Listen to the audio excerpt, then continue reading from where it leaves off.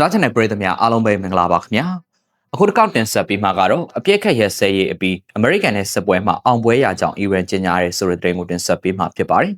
American သမ္မတ Donald Trump က Iran နဲ့နှစ်ပတ်အကြာအပြည့်ခက်ရက်စဲကြောင်းကြေညာပြီးမိနစ်ပိုင်းအတွင်းမှာပဲ Iran ဘက်ကဒီသဘောတူညီချက်ကိုလက်ခံလိုက်ပါတယ် Iran နိုင်ငံသားရေးဝန်ကြီး Sri Abbas Araghchi ကတော့ Iran အပေါ်တိုက်ခိုက်မှုတွေရပ်တန့်မယ်ဆိုရင်ကျွန်တော်တို့ရဲ့အင်အားကြီးတဲ့လက်နက်ကိုင်တပ်ဖွဲ့တွေကလည်းကိုကန်စစ်စင်ရေးတွေကိုရပ်တန့်သွားမှာပါလို့လူမှုကွန်ရက် X မှာရေးသားခဲ့ပါတယ်။ Araghchi ကတော့ဒေတာအတွင်းစစ်ပွဲကိုအဆုံးသတ်ဖို့အတွက်မနာမနေကြိုးပမ်းပေးခဲ့ကြတဲ့ပါကစ္စတန်ဝန်ကြီးချုပ် Shehbaz Sharif နဲ့စစ်ဦးစီးချုပ် Asim Munir တို့ကိုလည်းချစ်ခင်ရတဲ့ညီအကိုများလို့တင်စားပြီးတော့အထူးကျေးဇူးတင်ကြောင်းပြောကြားခဲ့ပါတယ်။သူရဲ့ထုတ်ပြန်ချက်မှာတော့ဝန်ကြီးချုပ် Sharif ရဲ့မြစ်တာရက်ခံချက်အရာရော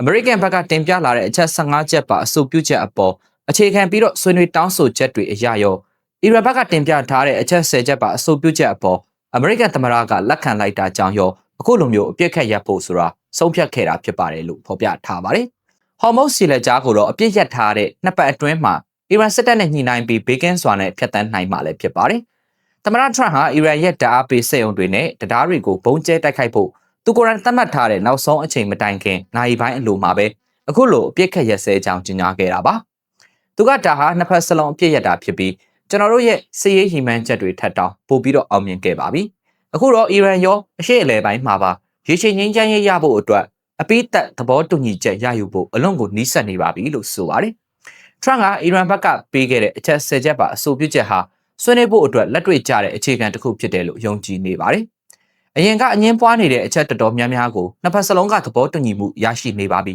။နှစ်ဖက်အတွင်းမှာတော့အပိသက်သဘောတူညီချက်ရယူနိုင်တော့မှာပါလို့သူကပြောကြားခဲ့တာလည်းဖြစ်ပါတယ်။ဒါပေမဲ့ဒီအပြည့်ရမှုဟာအီရန်ဘက်ကဟော်မုတ်စီလက်ကြားကိုချက်ချင်းအပြည့်အဝနဲ့ဘေးကင်းစွာပြန်ဖွင့်ပေးဖို့ဆိုတဲ့အချက်အပေါ်မှာမူတည်နေတာလည်းဖြစ်ပါတယ်။မောင်ခလုတ်ပေါ်မှာလက်ရှိနေစေဆိုတဲ့အီရန်ရဲ့တတိပေးချက်နဲ့အတူအီရန်ဘက်ကတော့ဒီအပြည့်ရမှုဟာစစ်ပွဲပြီးဆုံးသွားတာမဟုတ်ဘူးလို့ပြပြသားသားတတိပေးလို့ထားပါတယ်။အပိသက်ငြိမ်းချမ်းရေးဆွေးနွေးပွဲတွေကိုတော့ဧပြီလ10ရက်နေ့တောက်ကြနေ့မှာပါကစ္စတန်နိုင်ငံအစ္စလာမာဘတ်မြို့မှာကျင်းပသွားမှာဖြစ်ပြီးနှစ်ပတ်ကြာမြင့်မှာလည်းဖြစ်ပါတယ်။အီရန်အစိုးရကတော့ဒီကာလအတွင်းမှာအမျိုးသားစည်းလုံးညီညွတ်မှုကိုထိန်းသိမ်းဖို့နဲ့အောင်ပွဲခံပွဲတွေကိုအင်တိုက်အားတိုက်ဆက်လက်လှုပ်ဆောင်သွားဖို့ပြည်သူတွေကိုတိုက်တွန်းထားတာပဲဖြစ်ပါတယ်ခင်ဗျာ။